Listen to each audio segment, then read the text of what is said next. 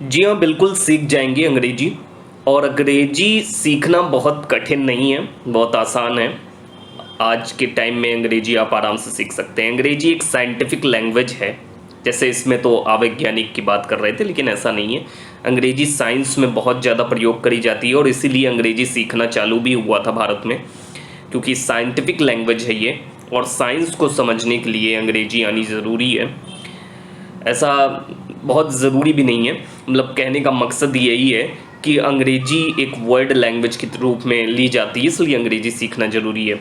और उससे भी ज़्यादा ज़रूरी हो जाता है अंग्रेजी के शब्दों का अच्छे से प्रयोग करना। अंग्रेजी को समझना के लिए शब्द होने चाहिए, बोलने के लिए शब्द होने चाहिए आपके पास। It means to say that you having a strong vocabulary of English. So let's make our vocabulary strong. यहाँ पे जो मैं आज वीडियो बना रहा हूँ, जो मैं वीडियो आपके सामने प्रेजेंट कर रहा हूँ, ये वीडियो में मैं ये बताने की कोशिश करूँगा कि जो भी मैंने प्रीवियस वीडियोस डाले थे उसमें जो भी शब्द मैंने इंक्लूड किए थे, वो शब्द कितने इम्पॉर्टेंट हैं। वो शब्द आप फिर से देख सकते हैं, उनको लर्न कर सकते हैं, फिर से उन वीडियोस पे जाकर के उनको शब्द को देख सकते हैं कि वो कितने इंपॉर्टेंट हैं और किस तरीके से वो यूसेज में आते हैं। Okay, so it is a revision of my previous video session. Let's get started. As you see in the first slide, these word I have taken in my first video. Okay, ये सभी शब्द मैंने अपने first videos में लिए थे। तो ये सभी शब्द जो है मैंने वैसे वर्ड पावर मेड इजी, मैंने बताया था कि जो वोकेबलरी के लिए नॉर्मन लुइस द्वारा लिखी गई बुक है उससे लिए थे। और ये सभी के सभी शब्द बहुत ज़्यादा इम्पॉर्टेंट रोल प्ले करते हैं। आप मैगजीन्स पढ़ेंगे, न्यूज़पेपर पढ़ेंगे, आप खुद ही जान जाएंगे। ओके, तो यहाँ पे जैसा कि आपको दिखाई दे रहा होगा, एक्यूट एक वर्ड लिखा हुआ है। एक्यूट एक एडजेक्टिव शब्द है। इसकी पार्ट्स ऑफ स्पीच भी जानना बहुत ज़्यादा ज़रूरी है कि कैसा शब्द कौन से क्या चीज़ कह रहा है। तो ये एक एडजेक्टिव शब्द है और इसका मतलब होता है शार्प, श्रूड, यानी कि तीव्र गति। जिस भी इंसान की तीव्र गति होती है उसको शार्प, श्रूड कहते हैं। या आपने कोई ऐसा डिजीज देखा होगा, देखा क्या होगा इसी समय चल रहा है disease, corona virus. Corona virus की तीव्र गति है, एक्यूट डिजीज है, शार्प है, श्रूड है, बहुत तेजी से फैलता है। ओके, स्प्रेड रेट हाइयर है इसका। Okay, so that disease is called acute disease. इसी से एक रिलेटेड वर्ड आता है क्रोनिक डिजीज। जब डॉक्टर साहब से पूछते हैं कि ये आपका क्रोनिक है कि एक्यूट है, या आपसे कहते हैं this is your chronic disease. Chronic means related to time, यानी पुराना मर्ज। और एक्यूट डिजीज यानी अभी पैदा हुआ कोई मर्ज जो कि तुरंत पैदा हुआ है और तुरंत बहुत तेजी से आपकी बॉडी पे वर्क कर रहा है। Okay, so that is acute. Sharp and shrewd इस वर्ड से निर्देशित करा जाता है। दूसरा जो शब्द है हमारे पास वो है अडेज। अडेज अडेज का मतलब है an old saying, a familiar bit of wisdom, कुछ कहना। अब ये वर्ब हो जाएगा अडेज, यानी कि कुछ पुरानी कहावतें आपने सुनी होंगी, वो भी अडेज आती है। इससे ही रिलेटेड एक वर्ड है क्लीशे। क्लीशे इसी से एक रिलेटेड वर्ड है जिसका मतलब होता है पुरानी कहावत या क्लीशे या पुराना। ठीक है, just like all glitters that are glows are not gold. Okay, so glitters जो भी चीज, हर चमकती हुई चीज सोना नहीं होती। I am not exactly speaking the right way of that quote. या all that glitters are not gold. So जो भी चीज चमकती, हर चमकती हुई चीज सोना नहीं होती, ये एक पुरानी कहावत है और इसी को अडेज भी कहते हैं, काफी लोग क्लीशे कहते हैं। Okay, so you have understand this word. I don't think so you do not understand. If you do not find any error while I'm speaking anything, so just search it out this word, okay, and find out the synonyms of this word. Adamant, stubborn, unyielding, completely inflexible. देखिए adamant का मतलब होता है stubborn, यानी कि एकदम ठोस, अनयील्डेड, yield का मतलब होता है जहाँ से ब्रेक डाउन स्टार्टेड होता है, फ्रैक्चर पॉइंट जहाँ से स्टार्टेड होता है किसी भी मेटल पार्टिकल्स में भी। ओके, स्टबन में यानी ठोस, ठीक है, कंप्लीटली इनफ्लेक्सिबल, जो फ्लेक्सिबल नहीं है उसको एडहामेंट कहते हैं। Okay, adamant, that is noun. Okay, एडहामेंट।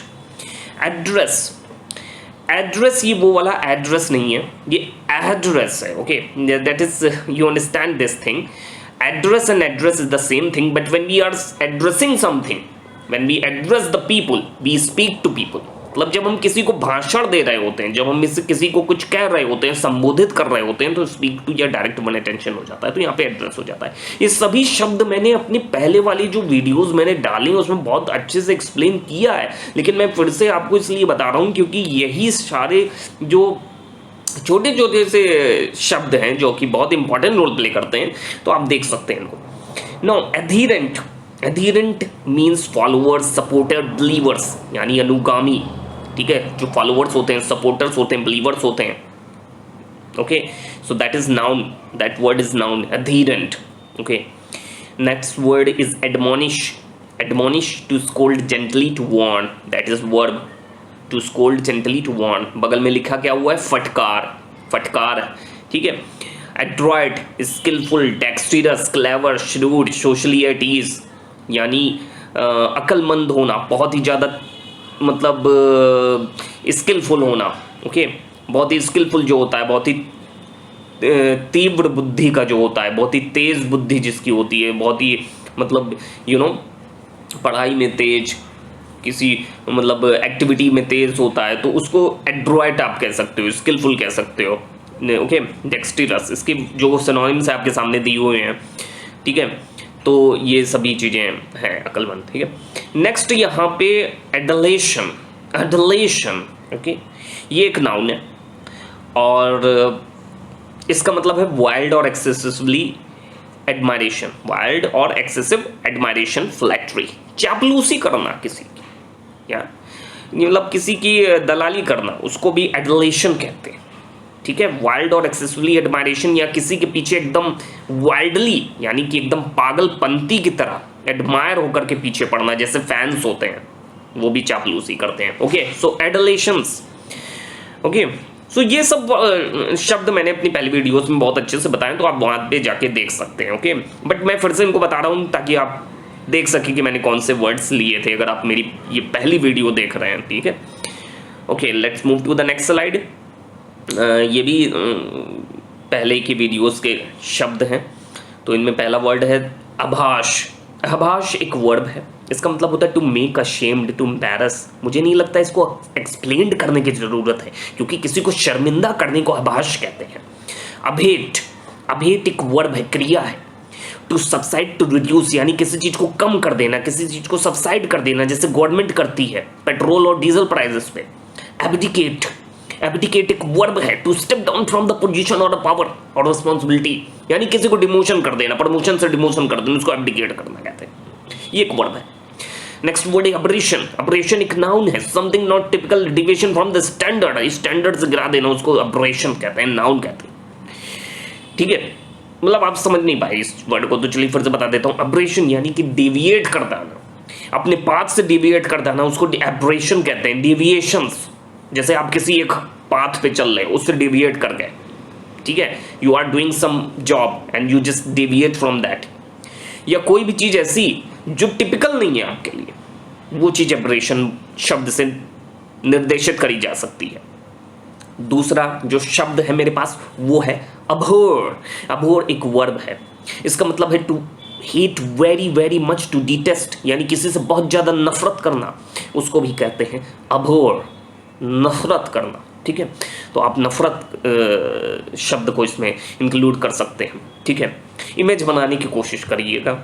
Abject, abject का मतलब है एडजेक्टिव, इसका मतलब है hopeless, extremely sad, survival defeated, utterly bummed out, ये सब सिनोनिम्स है इसके, और मतलब समझ में आ गया होगा, जिसके पास कोई आशा ना रह जाए, निराशावादी, उसको एब्जेक्ट कहते हैं। एबनिगेट वर्ब है, इसका मतलब है to deny oneself thing, to reject, to renounce, ठीक है, मैं यहाँ पे देख करके इन शब्दों को पढ़ रहा हूँ। आप लोग सोच रहे होंगे ऐसे तो हम भी पढ़ सकते हैं, लेकिन जो मैं बोल रहा हूँ वो रिवाइव टेक्निक जो आपके अंदर जाती है, जो आप सुनते हो मेरी भाषा को, उससे आपको लर्न होने लगता है।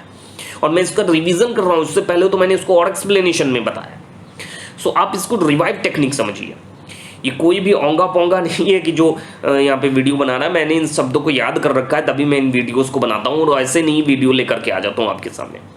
ठीक है, तो just try to figure it out कि मतलब कोई भी ओंगा पोंगा नहीं बनाने लगा। हालांकि बहुत सारे लोग वीडियोस बना रहे हैं यूट्यूब पे, बहुत सारे लोग, कोई भी पढ़ा रहा है, कोई भी कुछ भी पढ़ा रहा है, but exactly I am working on it. Then after I posted the video on YouTube, uploaded the video on YouTube. Otherwise I don't upload these videos. You understand that? मतलब मैं तब तक नहीं अपलोड करूंगा ये वीडियो जब तक ये शब्द मुझे खुद ना याद हो, ठीक है, और मैंने खुद इन लोगों इनका टेस्ट ना दिया हो. So I will learn these word, even I know this word, then after I will give it to you that words.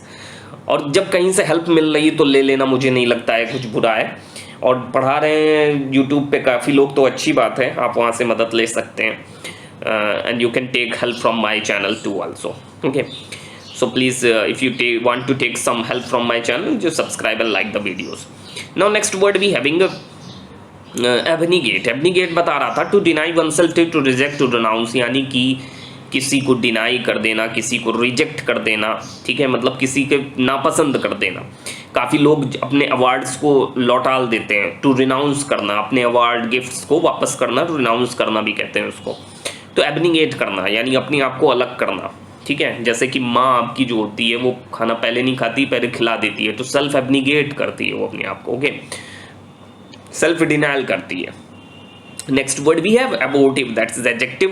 मैंने बताया था आइव लगा हुआ है सफिक्स में, तो इसका मतलब एडजेक्टिव हो जाएगा. तो यहाँ पे इसका मतलब है अनसक्सेसफुल. मुझे नहीं बताने की ज़रूरत है, इतना सिंपल वर्ड है इसकी मीनिंग. हालांकि इसके और भी सिनोनिम्स हो सकते हैं, आप खोज सकते हैं. अब आप ये कह रहे होंगे कि मैं सिनोनिम्स क्यों नहीं लेकर के आता हूँ. जब तक यार आप वर्ड को खोजोगे नहीं ना, जब तक आप वर्ड के ऊपर वर्क नहीं करोगे, चाहे आपको कोई भी सिखा दे, आप नहीं सीख पाओगे.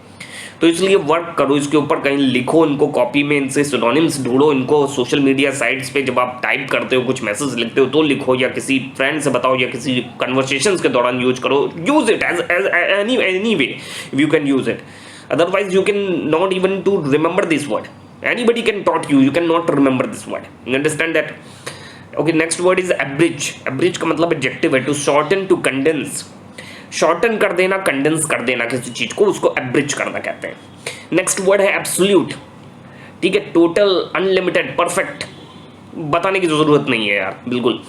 एब्सॉल्व वर्ब, टू फॉरगिव और फ्री फ्रॉम द ब्लेम. किसी को माफ कर देना या किसी को ब्लेम से मुक्त कर देना, उसको कहते हैं एब्सॉल्व कर देना. या फ्री फ्रॉम द सिन, पाप मुक्त कर देना भी जो है एब्सॉल्व होता है. अब नेक्स्ट वर्ड जो मैंने पहले बताए थे, मैंने एक चीज़ कही थी कि रूट वर्ड बहुत ज़्यादा इंपॉर्टेंट होते हैं. रूट वर्ड अगर आपको पता है तो आप काफ़ी सारे वर्ड्स को वैसे भी पहचान सकते हो. जैसे यहाँ पे बगल में रूट वर्ड्स दिए हुए हैं, तो रूट वर्ड जैसे ईगो का मतलब आई मी माई सेल्फ, अल्टर का मतलब अदर. अब देखिए ईगो से आई मी माई सेल्फ निकला, ठीक है, ईगो का मतलब क्या है, आई मी माई सेल्फ, और वहाँ से कौन सारे शब्द निकले वो बगल में लिखे हुए हैं. ईगोइस्ट निकला, ईगोटिस्ट निकला, ईगोसेंट्रिक निकला, ईगोमेनियक निकला. इसका मतलब रूट वर्ड लर्न है तो 4-5 वर्ड तो ऐसे लर्न हो गए, या कोई वर्ड इनसे बना भी तो वो भी पहले से ही पता है हमको. तो रूट वर्ड लर्न करना भी बहुत इंपॉर्टेंट है. Understand that? तो रूट वर्ड लर्न कर लीजिए, वैसे ही मीनिंग क्लियर हो जाती है आपकी. और बहुत इंपॉर्टेंट है यहाँ पे रूट वर्ड्स को लर्न करना, ठीक है. तो रूट वर्ड्स तो मेरे ख्याल से लर्न करने ही चाहिए, क्योंकि रूट वर्ड्स आप अगर लर्न कर लेंगे तो ये सारे वर्ड्स बहुत ज़्यादा इजीली आपको पता चल जाएंगे. जैसे कि मैंने बताया कि अल्टर का मतलब अदर, वर्टो का मतलब टू टर्न, हेट, मिसन, हेट, ठीक है, उससे रिलेटेड वर्ड इधर लिखे हुए हैं, इधर लिखे हुए. आप सोच रहे होंगे मैं इनको बता क्यों, अरे भाई मैंने पहले की वीडियोस में ये बताया, मैं वही सारी चीज़ें लेकर के आ रहा हूँ. मैं फिर से ये सारी चीज़ें नहीं बताऊँगा, और आप देख ही सकते हो. अगर मैं देखो, चलो बता भी देता हूँ, चलो एक वर्ड लेता हूँ मैं, मोनोगैमी. मैंने लिया मोनोगैमी. अब इसमें जो मोनो है वो इधर लिखा हुआ है, इसका मतलब है वन, और गैमी, गैमी कहीं लिखा हुआ है, देखिए ऊपर ही लिखा हुआ है गैमी, जिसका मतलब होता है मैरिज, यानी कि एक मैरिज करने वाला इंसान. उसको मोनोगैमी कहेंगे। अब बाई का मतलब 2 है और गैमी का मतलब मैरिज है, यानी 2 मैरिज करने वाला इंसान उसको बाईगैमी कहेंगे। और पॉली का मतलब मैनी है फिर गैमी लगा है, यानी कि कई शादियां करने वाला इंसान उसको पॉलीगैमी कहेंगे। ठीक है, तो ये तो मेरे ख्याल से अपने आप ही देखा जा सकता है। अगर नहीं समझ में आए तो पुरानी वीडियोस देखिए। एगोस का मतलब लीडिंग है, पेडागोजी, पेडागोजिक एक पूरा के पूरा मतलब सब्जेक्ट होता है जिसके ऊपर क्लास भी चल रही है चैनल के ऊपर, आप देख सकते हैं हिंदी में, सीटेट और यूपी टेट में ये आता है, तो आप वहां से देख सकते हैं। तो यहाँ पे लीडिंग, एगोस यानी लीडिंग, पेडागोजी यानी पेडा, यहाँ पे क्या लिखा है, चाइल्ड, जो चाइल्ड को लीड करे उसको पेडागोजी कहते हैं। ठीक है, चाइल्ड पेडागोजी कहते हैं। अब डेमोस का मतलब पीपुल है, डर्मेटोलॉजिस्ट यहाँ लिखा हुआ है। अब डर्मा आप ढूंढ लीजिए कहीं पे लिखा होगा, तो डर्मा का मतलब वैसे स्किन होता है, लॉजी का मतलब साइन होता है, the science related to skin, या doctor which is related to skin, या डर्मेटोलॉजिस्ट वो डॉक्टर होता है जो स्किन का ट्रीटमेंट करता है। तो ऐसे देखिए कितने सारे शब्द आप याद कर सकते हो नॉर्मली। यहाँ पे इंट्रोवर्ट, डेक्स्ट्रोवर्ट, सब में वर्ट आ रहा है, तो वर्ट का मतलब क्या है, टू टर्न। इंट्रो यानी खुद के प्रति टर्न हो जाना, ना कि अपने प्रति हमेशा सोचना, इंट्रोवर्ट होना। ठीक है, मूडी होना। इसको आप थोड़ा सा रिसर्च करोगे तो फाइंड आउट करोगे कि बहुत सारे शब्द तो हमको ऐसे ही याद हो गए। ठीक है, तो ये चीज़ें होनी चाहिए यार, मतलब ऐसे थोड़ी ना काम चलेगा, मेहनत करनी पड़ती है। अब दूसरे में भी यही चीज़ें मैंने देखो बता दी हैं, वही जो हाँ मैंने बता रहा था, मैं फिर से एक बार तुम्हें बता देता हूँ। चलो ठीक है, डर्मा का मतलब क्या हो गया, स्किन। अब लॉजी का मतलब क्या हो गया, साइंस। डर्मेटोलॉजी मतलब क्या हो गया, खुद ही आंसर आ रहा होगा दिमाग में, डर्मा मतलब स्किन, लॉजी मतलब साइंस, यानी साइंस रिलेटेड टू स्किन। और ऐसा डॉक्टर जो स्किन का ट्रीटमेंट करे उसको डर्मेटोलॉजिस्ट बोलते हैं, यानी स्पेशलिस्ट इन स्किन। IST लग गया है यानी स्पेशलिस्ट हो गया वो। यहाँ पे देखिए हाइपो का मतलब अंडर, ऑप्थेल्मो का मतलब, यहाँ पूरा दिया हुआ है, मतलब कैसे बनते हैं वर्ड ये पूरा दिया हुआ है, आप देख सकते हो यहाँ पे। ठीक है, तो मुझे बताने की जरूरत नहीं है। लोगोस का मतलब साइंस होता है और उसका हाइपो का मतलब अंडर। ठीक है, तो हाइपो फिर डर्मा, हाइपोडर्मिक कोई किसी ने कह दिया यानी अंडर द स्किन। यार सीधे से निकल रहा है यार, शब्द की मीनिंग अपनी आप निकल के आ रही है, वो कुछ बताने की जरूरत नहीं है। पहले की वीडियोस में बताए हैं, आप देख सकते हैं वहां से जा करके।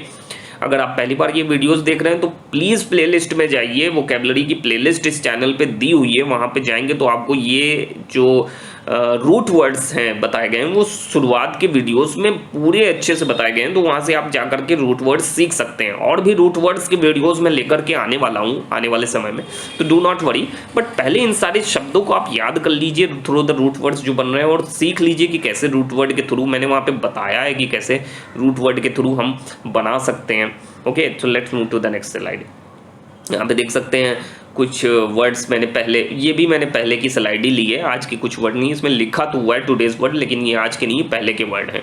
इसमें देखिए सम, टोटल, एग्रीगेट का मतलब होता है जो कि एक नाउन है, एग्नोस्टिक। अच्छा, इस पूरी स्लाइड में वैसे तो सभी की मीनिंग लिखी हुई है और बताई भी गई हुई है, लेकिन मैं बता देता हूँ ये जो नीचे लिखा हुआ है इसका बहुत इंपॉर्टेंट रोल है। देखिए, शब्दों को पहचानना भी बहुत जरूरी है। पार्ट्स ऑफ स्पीच क्या है वो, मतलब एडजेक्टिव है, वर्ब है, एडवर्ब है, नाउन है, कैसे शब्द हैं वो।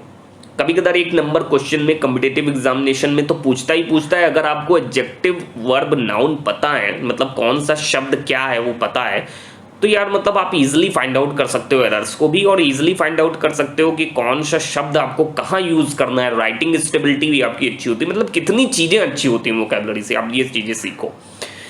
Noun often end in conventional suffix ness, ITY, ISM, YION etcetera, these are called nouns.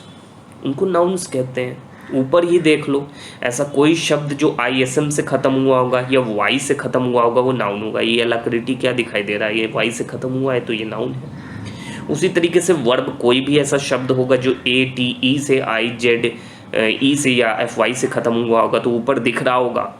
जो भी ऐसे शब्द हैं जैसे एलिविएट यहाँ पे खत्म हुआ है ATE से, तो ये नाउन, वो वर्ब हो गया। तो मतलब ये सफिक्स में कहीं लगे हों तो आप पहचान लीजिएगा वो क्या है, एडजेक्टिव है। अगर कुछ ना मिले तो वो नाउन होता है ज़्यादातर। कोई शब्द अगर ना पहचान में आए तो वो नाउन ही हो जाता है। ठीक है, let's move to the next slide. Okay, दूसरी स्लाइड पे चलते हैं। ओके यहाँ पे देखिए क्विज, देखिए क्विज बहुत ज़्यादा इंपॉर्टेंट है। आपने शब्दों को सीख लिया, अगर आप क्विज कर लेते हो, अगर आप उससे रिलेटेड क्वेश्चंस कर लेते हो, तो मुझे नहीं लगता है कि कुछ बचता है, क्योंकि क्विज को करना बहुत ज़्यादा इंपॉर्टेंट हो जाता है। अब यहाँ पे क्विज दे रखी है एब्स्टिनेंट। एब्स्टिनेंट का मतलब होता है, अब देखिए इसको अभी करे देते हैं। एब्स्टिनेंट का मतलब क्या होता है? एब्स्टिनेंट, अब आपको यहाँ पे देखिए थोड़ा सा सोचना पड़ जाएगा। यही चीज़ है कि जब आप क्विज करते हो तो सोचना पड़ता है कि कौन सा शब्द कहाँ पे लिखा हुआ है और उसका रियल मीनिंग क्या है। एब्स्टिनेंट यानी कि अपने आप को डिनाइल करना, सेल्फ डिनाइल करना, ठीक है। और यू हैव टू, जैसे कि अभी मैंने आपको शायद आगे बताया भी था, नहीं एब्स्टेन्ड बताया था, एब्स्टेनिंग, एब्स्टिनेंट यहाँ पे शब्द दिया हुआ है। एब्स्टिनेंट का मतलब आप देखें तो वॉलेंट्री अवॉइडिंग हो जाएगा इसमें, ठीक है, ये वॉलेंट्री अवॉइडिंग हो जाएगा। एब्स्ट्रैक्ट का मतलब थ्योरेटिकल हो जाएगा, थ्योरेटिकली जो पर्सनल जुड़ा नहीं होता है। अगर आप इस वर्ड्स को फाइंड आउट करेंगे तो आपको पता चलेगा। एब्स्ट्रूज का मतलब वेरी हार्ड टू अंडरस्टैंड, बहुत ही डिफिकल्ट समझ में आने वाला वो चीज़, उसको एब्स्ट्रूज कहते हैं। अबीजमल मतलब एब्जेक्ट, एब्जेक्ट आपने भाई मैंने बताया था ना, होपलेस, वही इसका सिनोनिम्स हो गया। देखिए मुझे ऐसे ही मतलब ये सब एक्सरसाइज आप करोगे तो लर्न हो जाएंगे। एक्लेड, अवार्ड, एक नाउन है ये शब्द। और जब इन एक्सरसाइज को करिए तो ये भी फाइंड आउट करिए कि ये सभी शब्द नाउन है, एडजेक्टिव है, क्या है। तो वो जब बोलेंगे तो वो भी ऑटोमेटिकली आपको लर्न भी हो जाएंगे और बहुत ज़्यादा हेल्पफुल रहेंगे आपके लिए, ठीक है। अकॉस्ट, स्पीक टू समवन, कहाँ पे लिखा हुआ है? स्पीक टू समवन कहाँ पे लिखा हुआ है? एक मिनट, ये मैं मिटाल देता हूँ। स्पीक टू समवन और अप्रोच टू समवन, हाँ अप्रोच टू समवन, ठीक है। तो यहाँ पे इस शब्द को ले लेते हैं, अप्रोच टू समवन, ठीक है। अकॉस्ट का मतलब हो गया अप्रोच टू समवन, ये यहाँ पे आ जाएगा। ओह सॉरी, ये एक मिनट, वेट अ मिनट,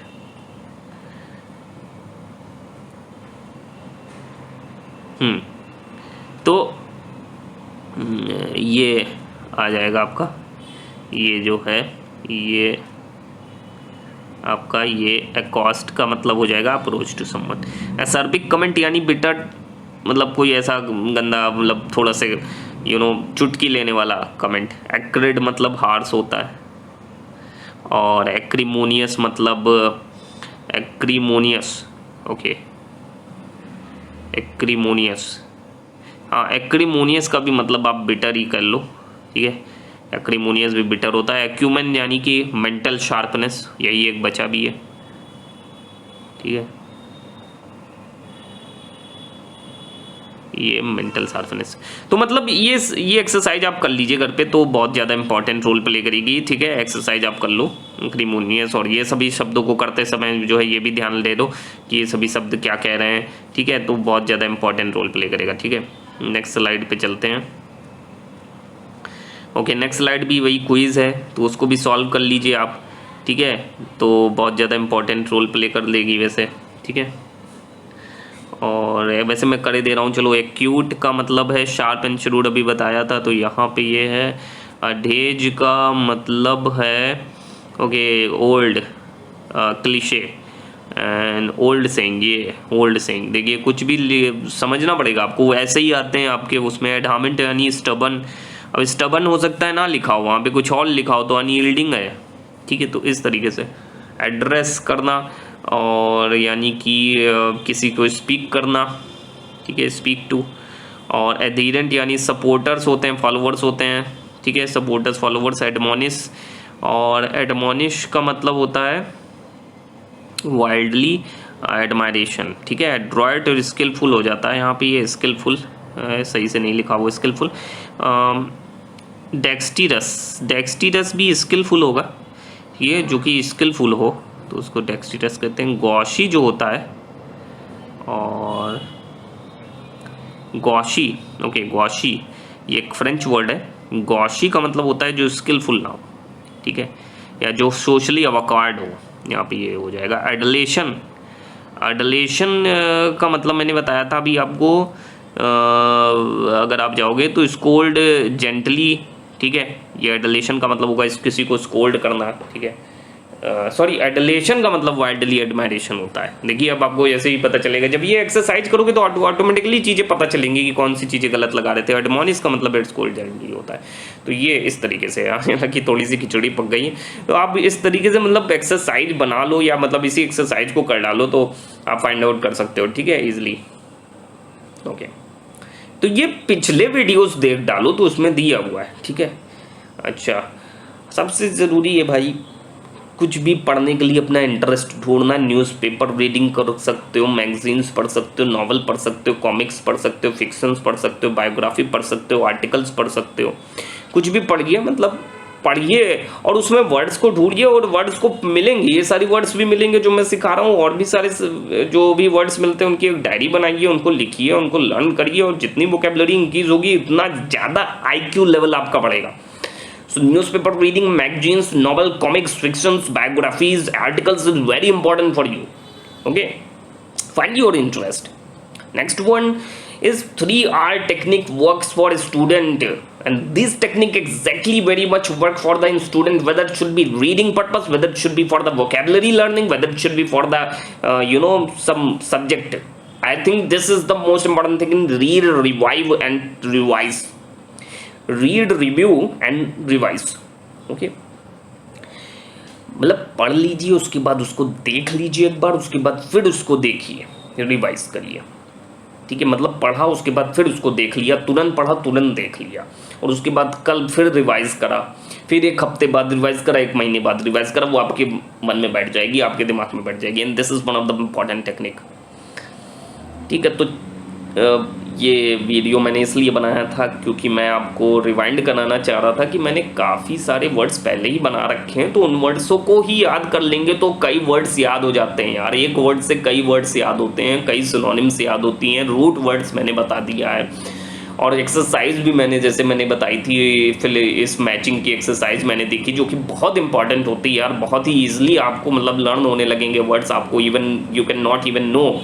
और आप सोशल मीडिया पे यूज़ करो, अपने मोबाइल नंबर में कॉन्टैक्ट्स में ये सारे वर्ड्स लिख दो, लोगों के सामने कौन इस तरीके से पेश आता है, पर्सनालिटी लेवल के जैसे वर्ड्स हैं, इंट्रोवर्ट कौन है, एक्सट्रोवर्ट कौन है, एम्बीवर्ट कौन है। तो मतलब कुछ भी टेक्निक ऐसी यूज करिए कि जिससे आपको ये शब्द लर्न हो जाए, और शब्द लर्न हो गए तो बात खत्म, बस ज़्यादा तो कुछ करना नहीं है। लास्ट एंड फॉरमोस्ट मैं यही कहना चाहता हूँ कि हो सके तो हमारे काम के ऊपर विश्वास करिए कि हम जेन्युइन वीडियोस बना रहे हैं। अगर आपको ऐसा लग रहा है तो सब्सक्राइब करिए, चैनल में जितने वीडियोस हैं उन सभी को देख सकते हैं तो देखिए।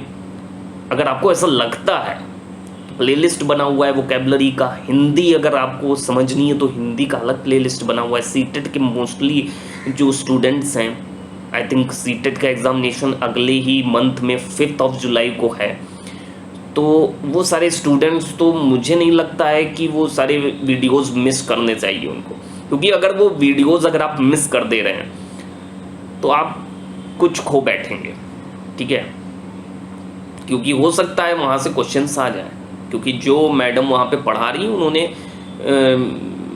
2 बार सीटेट को क्वालिफाई किया है, और अभी भी वो उस फेज में वर्क कर रही हैं टीचर फील्ड में।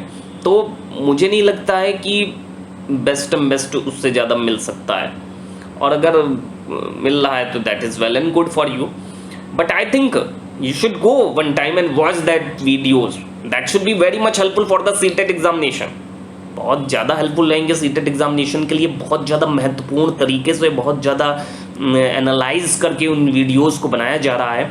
हाँ, बहुत छोटे छोटे वीडियोस हैं आप देखोगे वहाँ पे, लेकिन ये छोटे छोटे बिट्स ऑफ वीडियोस ही बहुत इंपॉर्टेंट वीडियोस होते हैं with respect to the long videos.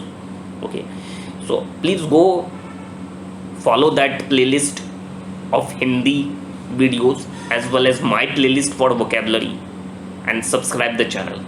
Thank you and have a nice day.